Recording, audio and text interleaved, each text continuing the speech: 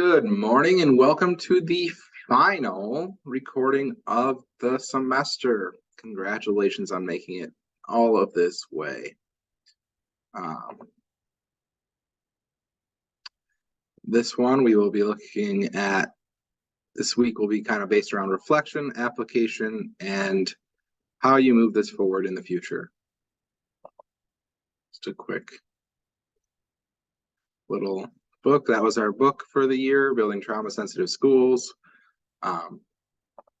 You all had access to it via the library. If you want a copy of it, it's not a bad one to keep a copy of at work, as it has a lot of good resources inside of it.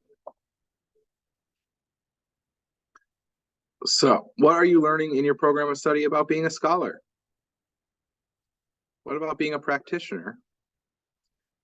And then how do you bridge those two things together?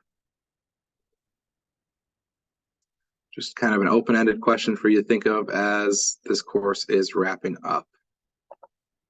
This week is a bit of a 23rd. Sorry about that. I can't type right now either. So this week, your discussion board activities are very small. First of all, you don't have any readings to do.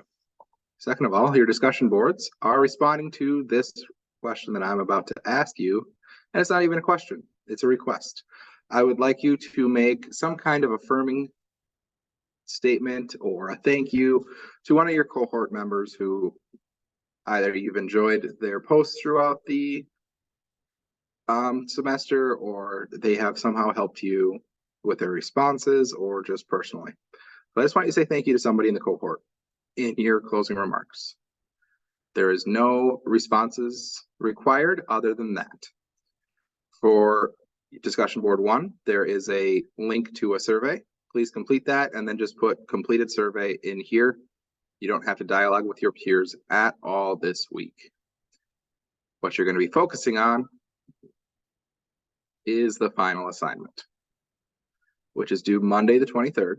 So as that is not this this upcoming Monday, it is 2 Mondays from now. So it is actually due week 8, Monday of week 8.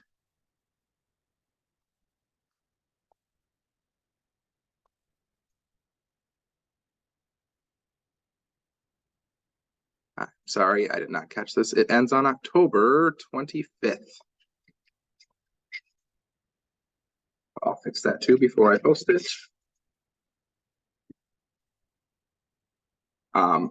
So there's a course survey in your discussion board. I would ask that you also complete the course eval that comes to you via email.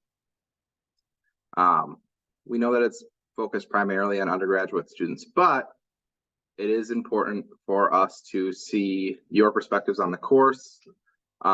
Between the course evals and the course surveys is kind of how I've developed my teaching style. I moved to doing more of the feedback on the rubrics and less dialogue in the discussion boards. So your feedback helps shape both my teaching and helps change these courses for the better in the future.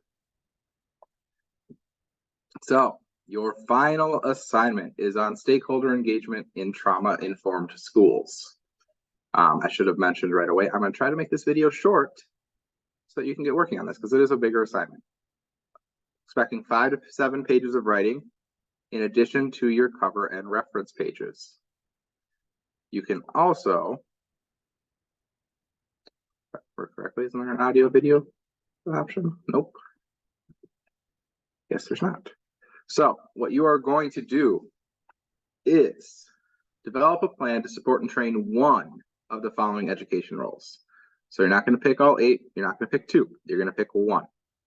And you're going to support them in their agency as a member of a trauma-informed school. So pick one of these 8 groups of people / roles. Make sure you do APA formatting, and you must include some type of chart, graph, or other images to support your writing. You're going to design a positive behavioral support approach to stakeholder collaboration, and engagement in a successful trauma-informed school. First, determine the educational role of focus, which is one of those 8 above.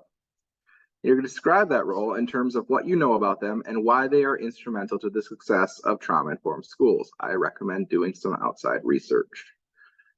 Consider and speak to the following. What does success look like in engaging this group?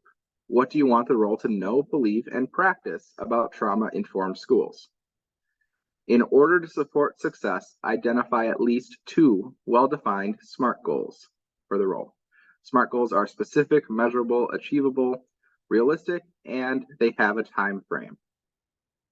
This may be a good place for, a chart or graph showing goals and engagement. May not be the best place, but it is one place where they have been put in the past that they do work pretty well. I will say that in my last time teaching this course, the identifying 2 SMART goals was one of the things that people struggled with the most. So make sure you both understand what a SMART goal is and then clearly define what the goal is and all the parts of it. When you're creating the plan, think about differentiation. As in a classroom, educational roles have different needs and ways of engaging, depending on who the group is and what your engagement goals are. Identify things such as how will they be communicated with? Are you going to do daily, weekly, monthly? How will you involve the group in designing what growth and success should look like instead of just telling them what changes to expect? This is actually a huge thing, as most collaborative meetings that I have been a part of with upper management that are supposed to be collaborative actually very quickly just turn into management informing the stakeholders what's changing and why.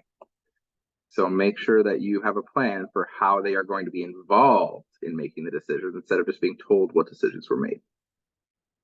How might your stakeholders interact and collaborate with other stakeholders, so other people in this list of 8? How will you know when you've been successful? Speak specifically to the program essential question in your writing, and that is, in light of what is known about how children learn, how shall professional educators best promote resiliency and recovery for the children and families who have experienced traumatic events? And as always, try to do a deep dive, bring in that external research. This is really your chance in this course to show off what you've learned in the program so far and how you would take one of these roles and really incorporate them into a trauma-informed school if you had the power, authority, and ability to do so. And lastly, thank you so much for all of your hard work this entire semester. Great job on all of the assignments, all the discussion boards. You guys have done a great job communicating me with things come up.